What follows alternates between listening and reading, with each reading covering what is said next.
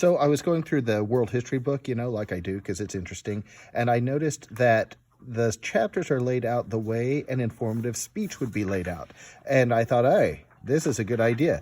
So if you look at this, it starts with the story that matters, right? That's the introduction. It's about Pericles. And so the idea is that you read this story about Pericles and it introduces the subject of ancient Greece, but it also creates interest because you're like, oh, Pericles, he sounds like a great guy. I want to know more. So that's the introduction.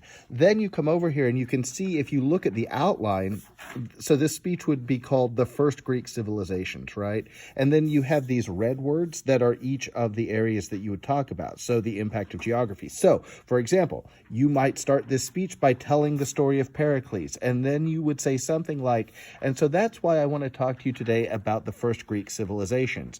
In order to understand the first Greek civilizations, I need to talk to you about the impact of geography, the Minoan civilization, the first Greek city-state Mycenae, and the Greeks in the Dark Age. Oh, that's scary. So that's how a speech is outlined. So here's your assignment.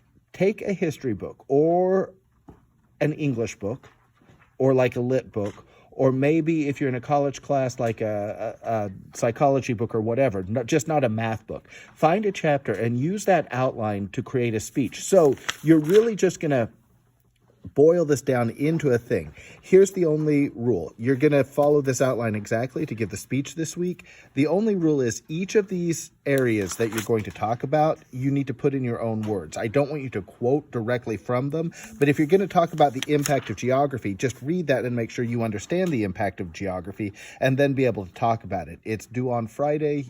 You'll just do the same thing as last time. You'll airdrop me your speech. It needs to be 2 minutes.